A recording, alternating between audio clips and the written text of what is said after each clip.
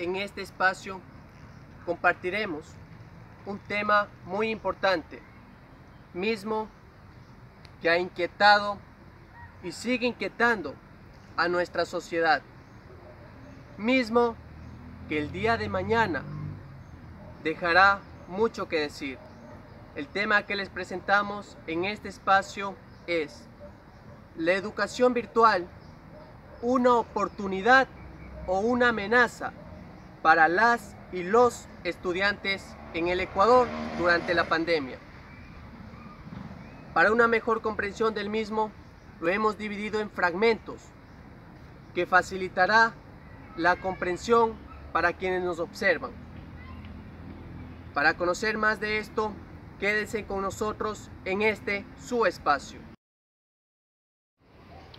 Como es de conocimiento, el Ecuador adoptó durante la pandemia distintas políticas públicas, unas que han beneficiado a una parte y otras que han perjudicado a la otra parte, como es la educación virtual, una política que se estableció con el único objetivo de no suspender la educación durante la pandemia. Esta política benefició a unos y afectó a otros.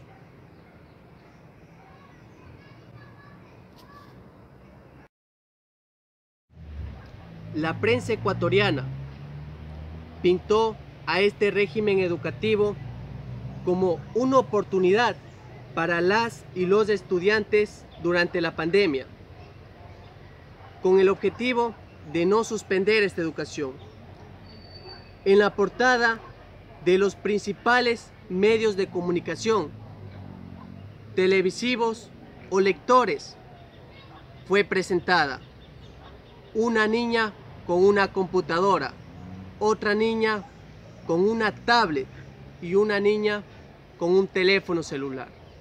Esa fue la imagen que difundieron los principales medios de comunicación, pero no se enfocó esta otra parte, no se enfocó la parte del sector vulnerable o simplemente se excluyó esta información de la prensa.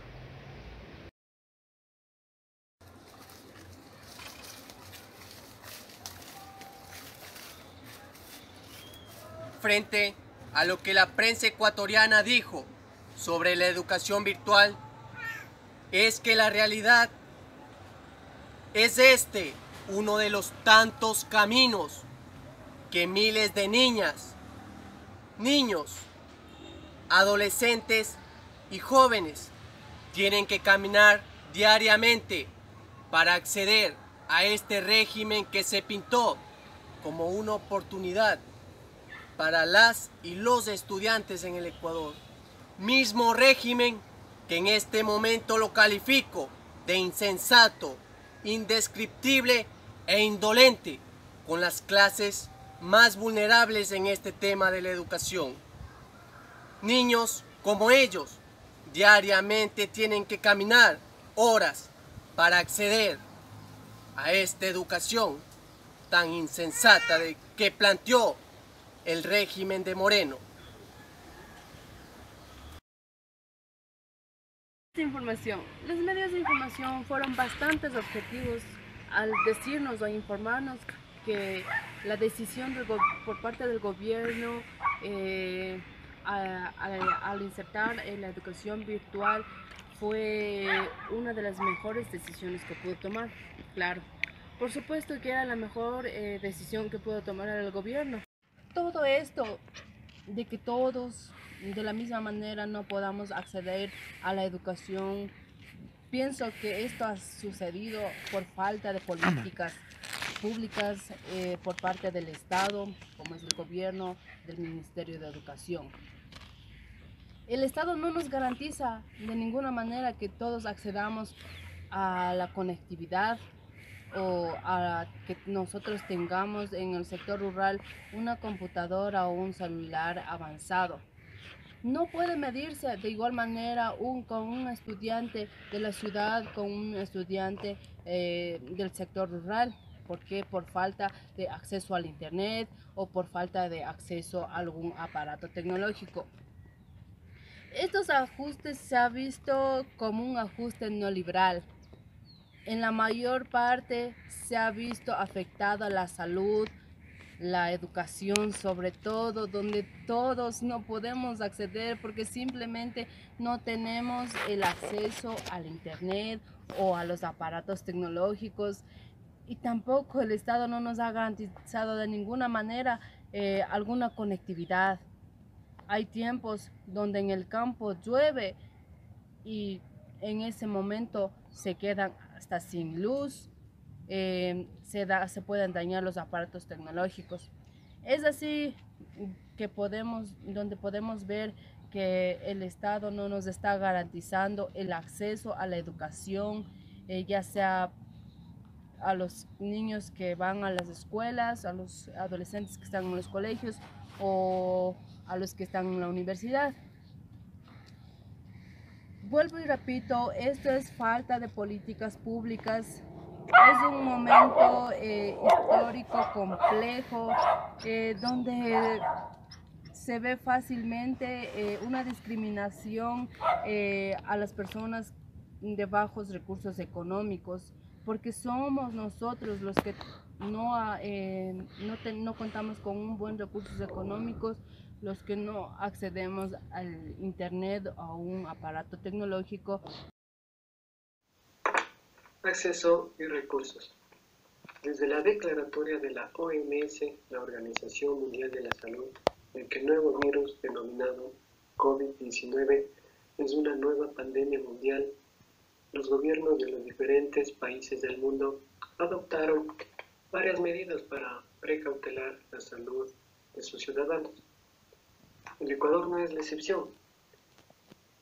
El gobierno nacional del Ecuador adoptó varias medidas. Una de ellas fue la adopción de la educación virtual o en la modalidad virtual para precautelar la salud de sus estudiantes y para que la educación continúe y no se estanque.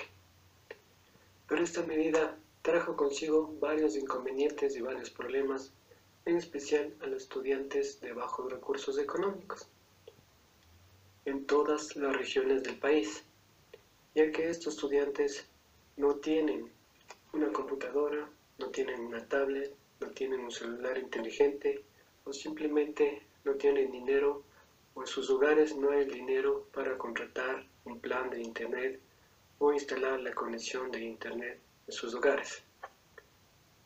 Todos estos recursos son fundamentales y esenciales para entrar a estudiar en la modalidad virtual implementada por el gobierno. Tenemos también que la educación adoptada por el gobierno por la crisis sanitaria ha sido o no ha sido un derecho en la igualdad de oportunidades en su acceso, ya que, como se ha manifestado, muchos estudiantes carecen de los recursos tecnológicos que son necesarios y fundamentales para acceder a esta modalidad de educación. Es por ello, antes de arrancar con esta nueva modalidad de enseñanza en el Ecuador, el gobierno debió adoptar varias medidas para garantizar la igualdad de oportunidades entre sus estudiantes. Por ejemplo, que la conexión de internet llegue a todos los hogares, tenga cobertura nacional. De igual forma, el gobierno pudo donar computadoras, pudo donar tablets, pudo donar teléfonos inteligentes,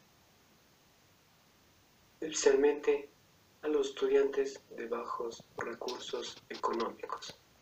Claro está que no se puede llegar a todos, pero se debió haber hecho algo mejor para bajar las estadísticas, ya que muchos estudiantes se quedaron fuera por no tener los recursos económicos o los recursos tecnológicos para continuar con la educación.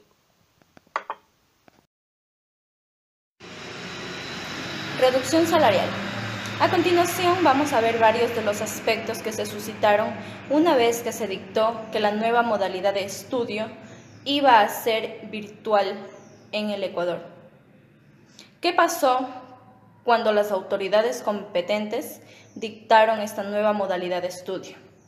Varios estudiantes universitarios salieron a protestar, no precisamente a las calles, sino que levantaron su voz por medio de redes sociales. He aquí no recibieron apoyo mayor de docentes o autoridades dirigentes de las universidades, sino que les supieron decir que simplemente iban a ser flexibles al momento de que ellos puedan acceder a una educación virtual. Pero ¿qué pasó en realidad? Nunca hubo ninguna respuesta referente a esto y varios estudiantes se quedaron sin el acceso a la educación virtual. Pero ¿qué pasa ahora cuando se menciona la reducción salarial? Ahí nuevamente salieron estudiantes universitarios y esta vez sí a protestar en las calles, manteniendo el distanciamiento social que se dictó debido a la pandemia que estamos atravesando. ¿Y qué pasó esta vez? Los estudiantes tuvieron el apoyo de varios docentes. ¿Por qué? Porque esta vez estaba tocando el bolsillo de las autoridades, el bolsillo de varios educadores.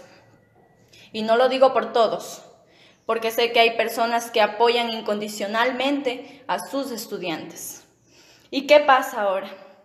Hoy en día estamos viviendo en un país donde los ricos se hacen más ricos y los pobres se hacen más pobres, donde la corrupción es el pan de cada día en nuestros hogares, donde las personas que más tienen, más quieren, por codicia, y sin sentarse un momento a pensar que hay niños, padres, madres que se duermen sin probar un bocado de comida, adjuntando además a esto de que el presidente y todas las autoridades que están a cargo de dictaminar decretos no pueden irse contra la Constitución.